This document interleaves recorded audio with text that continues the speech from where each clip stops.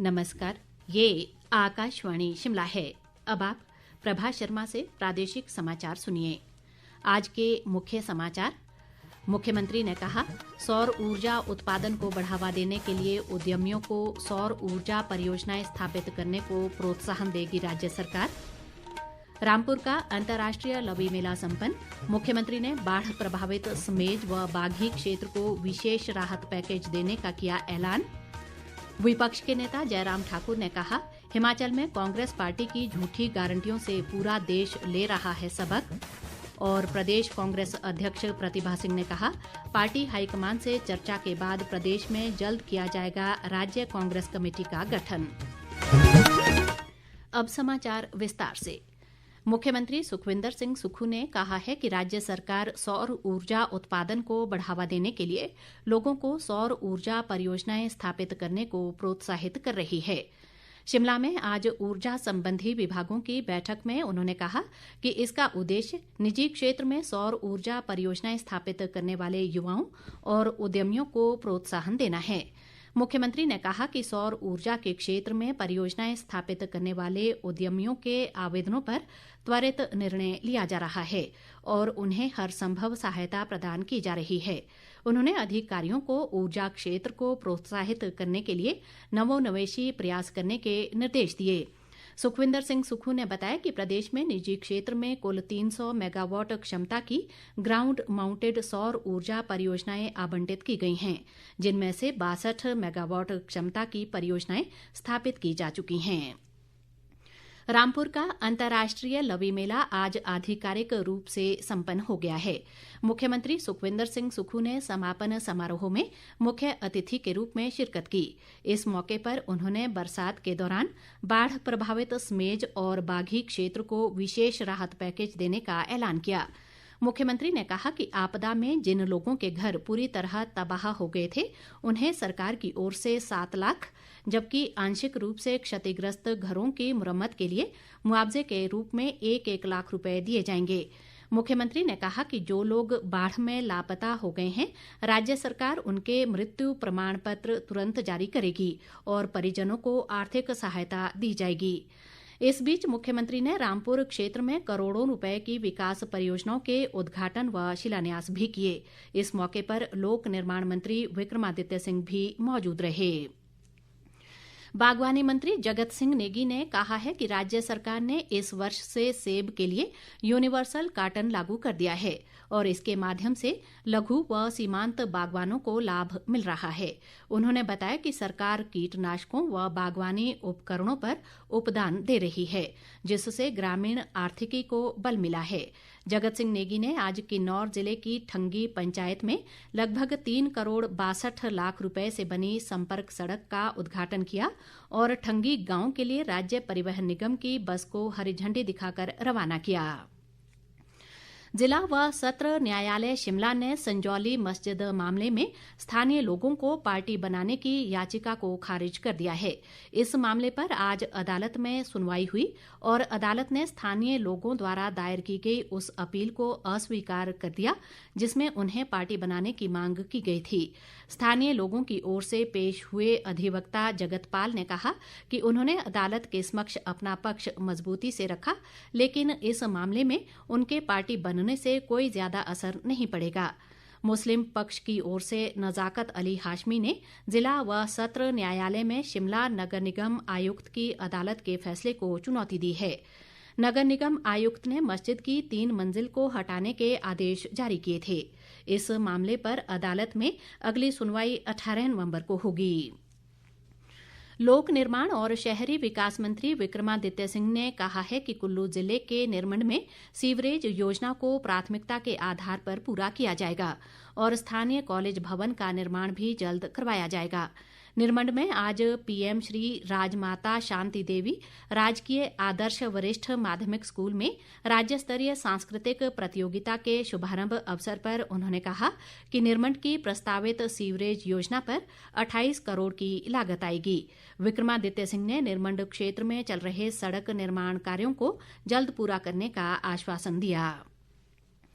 सांसद राजीव भारद्वाज ने राज्य सरकार पर हर मोर्चे पर विफल रहने का आरोप लगाया है। शिमला में आज राज्यपाल शिव प्रताप शुक्ल से भेंट करने के बाद पत्रकारों से बातचीत में उन्होंने कहा कि विधानसभा चुनाव के दौरान कांग्रेस पार्टी ने लोगों से बड़े बड़े वायदे किए थे, लेकिन सत्ता में आने के बाद कांग्रेस सरकार उन्हें भुला चुकी है। राजीव भारद्वाज ने प्रदेश उच्च न्यायालय द्वारा सीपीएस मामले पर दिए गए निर्णय को ऐतिहासिक बताते हुए कहा कि इसकी गूंज पूरे देश में जाएगी। प्रादेशिक समाचार बुलेटिन में आपका फिर स्वागत है। बाकी समाचारों में विपक्ष के नेता जयराम ठाकुर ने कहा है कि हिमाचल में कांग्रेस पार्टी की झूठी गारंटियों से पूरा देश सबक ले रहा है। उन्होंने कहा कि प्रदेश की कांग्रेस सरकार एक ऐसी सरकार बन गई है जो विधानसभा चुनाव में दी गई गारंटियों के विपरीत काम कर रही है। उन्होंने कहा कि राज्य सरकार ने 12,000 से अधिक लोगों को नौकरी से निकाल दिया और अनेक अनुमोदित पदों को भी समाप्त कर दिया है। जयराम ठाकुर ने कहा कि प्रदेश में आर्थिक स्थिति खस्ताहाल है और कर्मचारियों को ये भरोसा नहीं होता कि उनका अगले महीने का वेतन आएगा या नहीं। उन्होंने कहा कि प्रदेश के कर्मचारी शिकायतें कर रहे हैं कि उनके जीपीएफ के बिल पास नहीं हो पा रहे हैं और वे आवश्यकता पड़ने पर अपना जीपीएफ नहीं निकाल पा रहे हैं। प्रदेश कांग्रेस अध्यक्ष प्रतिभा सिंह ने कहा है कि प्रदेश कांग्रेस कमेटी के गठन को लेकर वे जल्द ही पार्टी हाईकमान और प्रदेश कांग्रेस प्रभारी राजीव शुक्ला से भेंट कर विचार विमर्श करेंगी।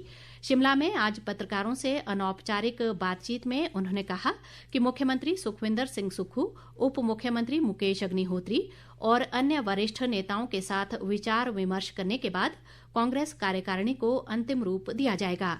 एक सवाल के जवाब में प्रतिभा सिंह ने कहा कि प्रदेश में पहले भी सीपीएस की नियुक्तियां होती रही हैं और इस मामले में सरकार आगे की रणनीति तय करेगी। उन्होंने कहा कि सीपीएस मामले पर अदालत के फैसले से सरकार को कोई खतरा नहीं है और भाजपा इस बारे में तथ्यहीन बयानबाजी कर रही है। आज बाल दिवस है। ये दिन देश के प्रथम प्रधानमंत्री स्वर्गीय पंडित जवाहरलाल नेहरू के जन्म दिवस पर मनाया जाता है। इस मौके पर प्रदेश भर में कई कार्यक्रम आयोजित कर पंडित नेहरू को श्रद्धांजलि दी गई। शिमला स्थित कांग्रेस मुख्यालय राजीव भवन में भी पार्टी नेताओं ने पहले प्रधानमंत्री जवाहरलाल नेहरू को पुष्पांजलि अर्पित की। प्रदेश कांग्रेस अध्यक्ष प्रतिभा सिंह ने कहा कि पंडित नेहरू बच्चों से बहुत प्रेम करते थे और इसीलिए उनकी जयंती को बाल दिवस के रूप में मनाया जाता है। उन्होंने कहा कि देश के विकास में पंडित जवाहरलाल नेहरू के योगदान को हमेशा याद रखा जाएगा। आयुष मंत्री यादविंदर गोमा ने कहा है कि राज्य सरकार ने सामाजिक सुरक्षा को सर्वोच्च प्राथमिकता दी है और लगभग 4,000 निराश्रित बच्चों को चिल्ड्रन ऑफ द स्टेट घोषित किया गया है। कांगड़ा जिले के सलियाना में आज बाल दिवस पर आयोजित एक कार्यक्रम में उन्होंने कहा कि प्रत्येक निराश्रित बच्चे को राज्य सरकार की ओर से हर महीने 4,000 रुपए दिए जा रहे हैं। यादविंदर गोमा ने इस मौके पर बच्चों को सम्मानित भी किया।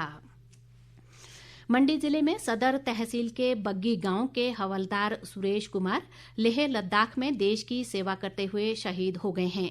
वे भारतीय सेना की डोगरा रेजिमेंट में तैनात थे। राज्यपाल शिव प्रताप शुक्ल, मुख्यमंत्री सुखविंदर सिंह सुक्खू और उप मुख्यमंत्री मुकेश अग्निहोत्री ने सुरेश कुमार की शहादत पर शोक व्यक्त किया है। उन्होंने कहा कि हवलदार सुरेश कुमार के सर्वोच्च बलिदान को राष्ट्र हमेशा याद रखेगा। सांसद कंगना रनौत ने कहा है कि कुल्लू जिले की लग घाटी में जल्द ही फिल्मों की शूटिंग की जाएगी। उन्होंने आज लग घाटी के भलियाणी में एक जनसभा को संबोधित किया। कंगना रनौत ने कहा कि लग घाटी का प्राकृतिक सौंदर्य सभी को अपनी ओर आकर्षित करता है और यहां फिल्मों की शूटिंग के लिए फिल्म प्रोडक्शन हाउस के साथ बात की जाएगी। भाजपा सांसद ने कहा कि लग घाटी और जोगिंद्रनगर को जोड़ने वाली भूभू टनल का निर्माण भी जल्द किया जाएगा और ये मामला केंद्रीय परिवहन व राजमार्ग मंत्री नितिन गडकरी के ध्यान में लाया है। सिखों के पहले गुरु श्री गुरु नानक देव जी की कल जयंती है। राज्यपाल शिव प्रताप शुक्ल और मुख्यमंत्री सुखविंदर सिंह सुक्खू ने प्रदेशवासियों को गुरु नानक जयंती पर बधाई दी है। राज्यपाल ने कहा है कि गुरु नानक देव जी ने लोगों को एकता, समरसता और सद्भाव का मार्ग दिखाया है।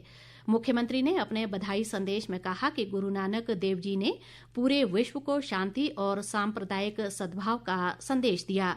इस बीच प्रदेश कांग्रेस अध्यक्ष प्रतिभा सिंह ने भी लोगों को गुरु नानक जयंती की शुभकामनाएं दी हैं। अंत में मुख्य समाचार एक बार फिर। मुख्यमंत्री ने कहा, सौर ऊर्जा उत्पादन को बढ़ावा देने के लिए उद्यमियों को सौर ऊर्जा परियोजनाएं स्थापित करने को प्रोत्साहन देगी राज्य सरकार। रामपुर का अंतर्राष्ट्रीय लवी मेला संपन्न। मुख्यमंत्री ने बाढ़ प्रभावित समेज व बाघी क्षेत्र को विशेष राहत पैकेज देने का किया ऐलान। विपक्ष के नेता जयराम ठाकुर ने कहा, हिमाचल में कांग्रेस पार्टी की झूठी गारंटियों से पूरा देश ले रहा है सबक। और प्रदेश कांग्रेस अध्यक्ष प्रतिभा सिंह ने कहा, पार्टी हाईकमान से चर्चा के बाद प्रदेश में जल्द किया जाएगा राज्य कांग्रेस कमेटी का गठन। इसी के साथ ये समाचार बुलेटिन समाप्त हुआ। नमस्कार।